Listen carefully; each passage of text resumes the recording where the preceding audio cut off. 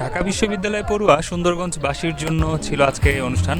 গাইবান্ধা জেলার সুন্দরগঞ্জ উপজেলা, এই আমাদের আইডেন্টিটি। আমরা আছি এখন সলিমুল্লাহ মুসলিম হল, ঢাকা বিশ্ববিদ্যালয়। চারপাশটা কত সুন্দর, এখানে সবুজের সমারোহ আপনারা দেখতে পাচ্ছেন এবং এখানেই ভাই ব্রাদাররা দাঁড়িয়ে আছে আমাদের অনুষ্ঠানের জন্য।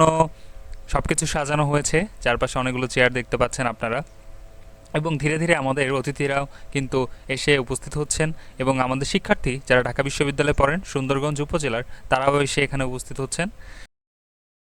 এই আমার বন্ধু রিফাত, আমরা একসাথে বসে বেশ ভালো সময় কাটাচ্ছিলাম আর কি, গল্পগুজব করছিলাম।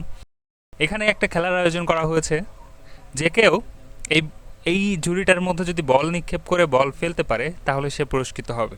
এটা ভীষণ আনন্দদায়ক একটা খেলা ছিল। সবাই মিলে অনেক চেষ্টা করেছি, আমিও চেষ্টা করেছিলাম, কিন্তু আমি আসলে বল ভিতরে ফেলতে পারিনি।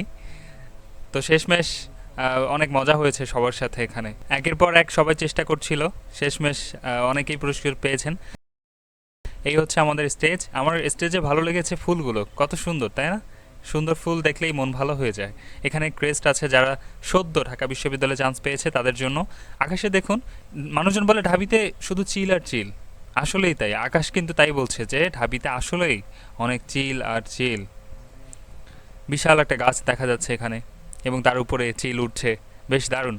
আমার বন্ধু এখানে, সবাই আমার বন্ধুরা এখানে আড্ডা দিচ্ছে এবং এখানে দেখুন, এখানে যে গ্রিল করা হচ্ছে এই গ্রিলগুলোই কিন্তু সন্ধ্যাবেলায় আহারের জন্য রাখা হয়েছে এবং আমি এখানে সঙ্গ দিয়েছি বেশ কিছুটা সময়। গ্রিলের যে পোড়া গন্ধ সেটা বেশ ভালো লাগে এবং মশলার একটা আলাদা গন্ধ আছে।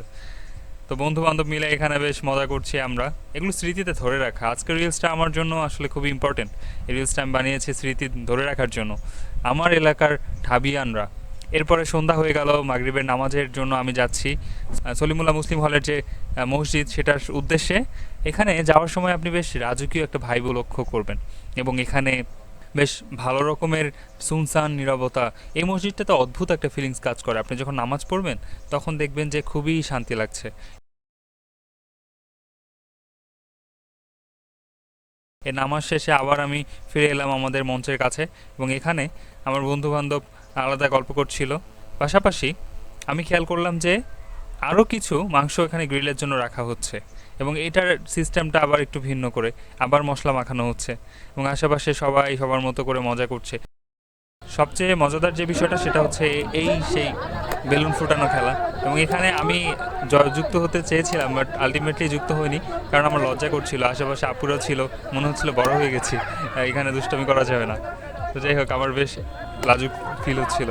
এবং এখানে সে প্রোগ্রামে আমাদের অতিথিরা উপস্থিত হয়েছেন এবং তারা তাদের বক্তব্য রাখছেন আমাদের শিক্ষার্থীদের সামনে। যারা সদ্য চান্সপ্রাপ্ত শিক্ষার্থী আছেন তাদেরকে এখানে পুরস্কৃত করা হচ্ছে।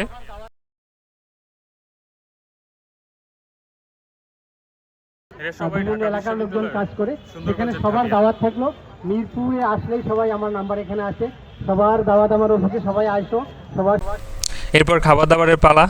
আমরা মাঠেই ঘাসের উপরে বসে পড়লাম এবং খুবই সুন্দর টেস্ট হয়েছিল বারবিকিউটার। পরিশেষে আমরা এখানেই আমাদের প্রোগ্রাম শেষ করলাম।